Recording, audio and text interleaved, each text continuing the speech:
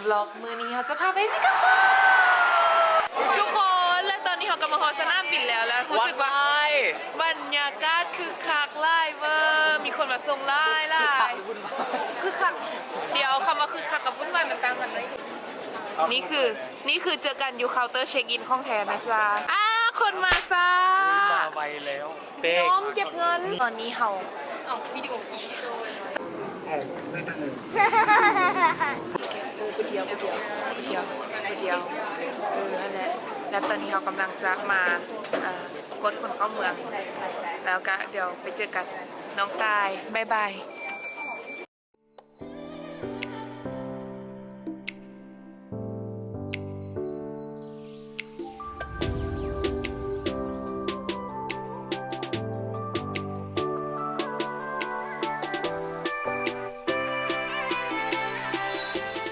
ทายมึงตอนนอนฮัลโหล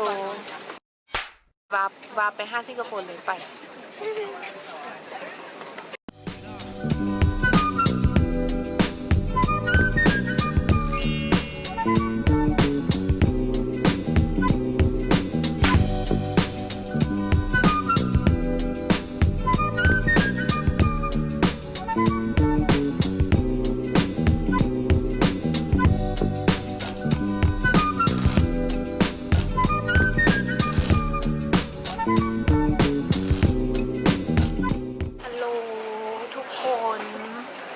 ตอนนี้เขาฮอต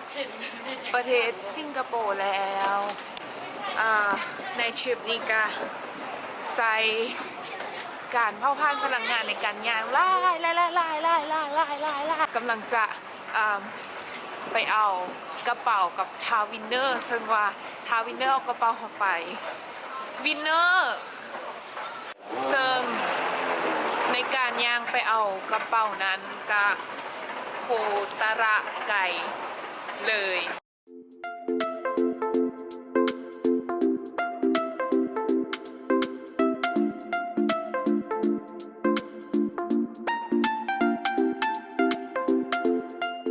และตอนนี้เขาก็ได้กระเป๋าเป็นที่เรียบร้อยแล้วนี่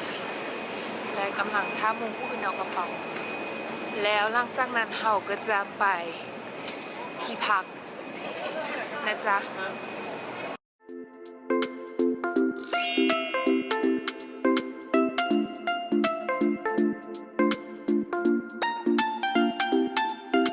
ไอ้บอบเป็นอะไรบรรยากาศตอนขับว้าวแบบป้ายมันไงบรรยากาศตอนขับ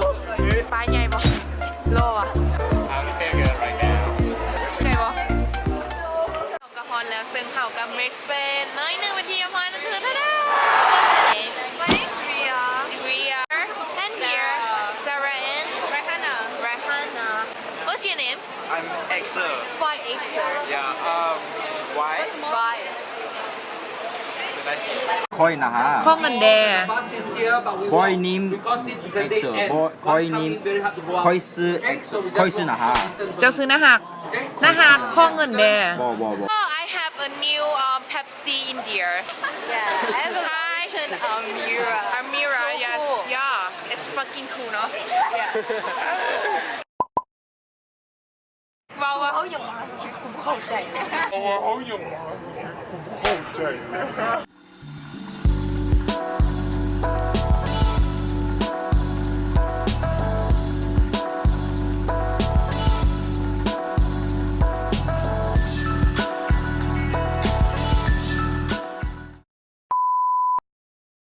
โยมเกิดเหตุการณ์ยังขึ้นไอ้ไม่เห็นยัง ตอนนี้เขาโอ้ยไอ้ไม้เราก็มาซีเรียลเลยคนมันบ่ได้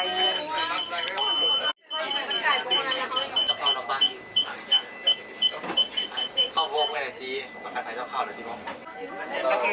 เฮ้ยไอ้ไม้สวยๆไอ้ไม้สู้เขา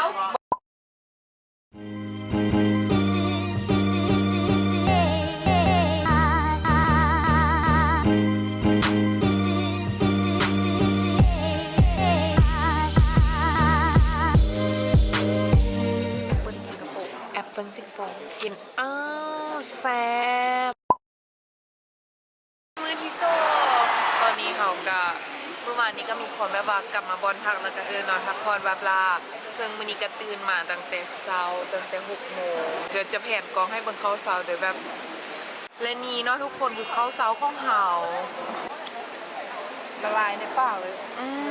เงึดเด้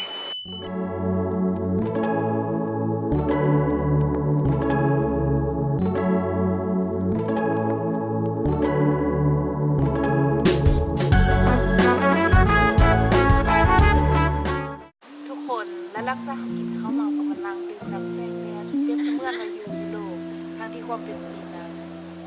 ฮอนละเดี๋ยวเราจะพาไปลิ้นไส้เดี๋ยวจะเลย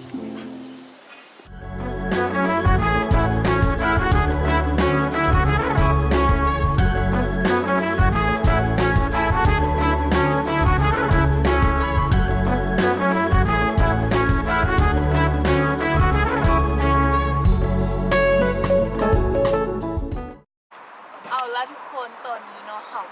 กำลังจะไปโรงเรียนก็คือโพลิโพลิเทคนิคซึ่งว่าการไปโรงเรียนของเขานั้นก็คือไปขึ้นบัสที่บัสสต็อปซึ่งมีมูที่กระโปรงพาไปก่อนมือนี้แต่ว่ามูต่อไปเขาต้องมาขึ้นอีกรู้สึกว่าแบบเมืองเขาจะโคตรหน้าหักเลยได้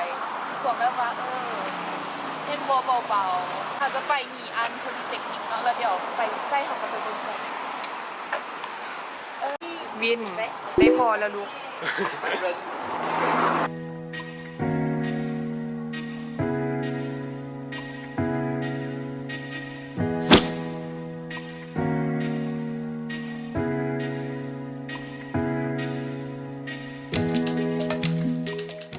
เคแล้วตอนนี้เขาก็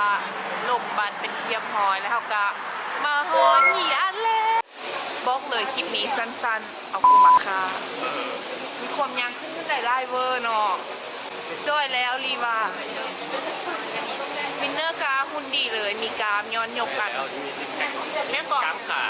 โบยกกระเป๋ามือวานนี้จักโล30 โลขึ้นชั้นยัง34อีต้นลูกกับอีต้นใดแล้วก็อีต้นตัวเองไล่กลัวแบกผู้เดียวนะจ๊ะ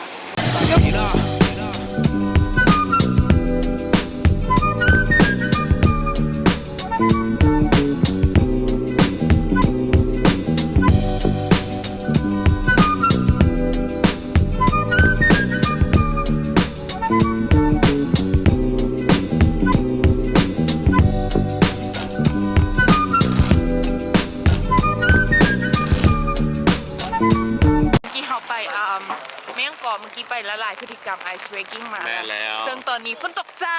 ทุกคนสิงคโปร์เนาะเมื่อนี้เขาก็มีเบสส่วนตัวเนาะกลางคนไทยถ้าแต่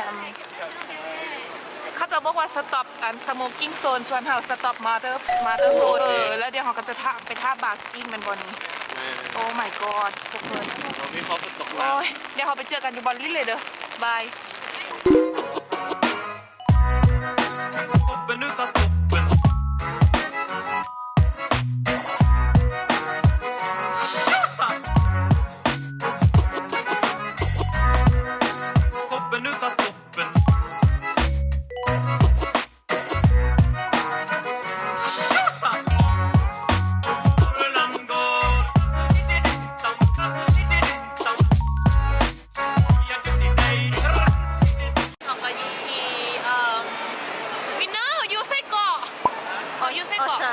ออชาร์ดตอนนี้เขาอยู่ออชาร์ดรูทนะทุกคนซึ่งว่าเมี่ยงเกาะเขาเช็คบัตรมาจากอีเซ็นเตอร์ที่เราไปกินข้าวมานั่นแหละประมาณ40 นาทีแล้วก็มาฮอนนี่ซึ่งว่าวันนี้จะเป็นแบบไอแลนด์มาร์กมามุ่งเข้าเด็กน้อยนะคะเป๊ปซี่อยากลินบ่ได้สิก็อยากลินแต่ว่ามันจะมีแบบคล้ายๆว่ารวมซาร่าคาเทียแล้วก็เนเธอร์แลนด์สตาร์บัคซัมติงแบบคล้ายๆว่าท็อปช็อปดีออมีกันอยู่นี่เหมือนเพราะฉะนั้นแล้วประมาณว่าคนที่มานี่ก็แบบไปรุ่นแล้วก็ค่อนข้างมีเทสแต่น้อยนึงนะประมาณนี้เนาะซึ่งว่าตอนนี้มาฮอตช็อปบาเลนเซียกาซึ่งว่ามีเป็นตึกเนาะแล้วก็มีTOD อ่านว่าโตดบวาแล้วก็มีพาด้าฟังนี้นะจ๊ะจะเป็นช็อปห้องลุยวิกตองแล้วก็ชาแนลโดยเฉพาะเลยนี่ตัวนี้โอเคซันต่อไปเดี๋ยวเขาจะไปรอแล้วก็เก็บภาพบรรยากาศให้เบิ่งเนาะซึ่งวินเนอร์มาปิดบล็อก ปิดบล็อก โดดแล้วพวกเขาก็ชิมมาชอบซื้อลูกซีนแถวนี้ก่อนเนาะ โอเคเนาะ เดี๋ยวเขากลับมาหากัน โอเคบล็อกนี้ก็ขอจบแต่เพียงเท่านี้เนาะเดี๋ยวเขาจะถ่ายเบิ่งบาย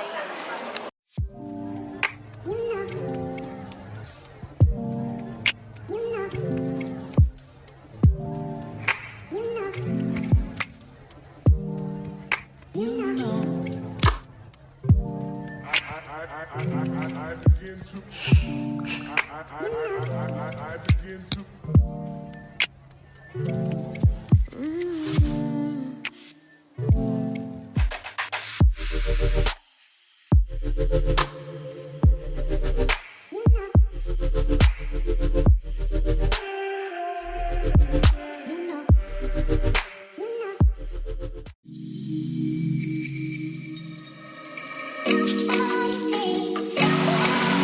เนี่ยเป๊กข้างเป๊กไหม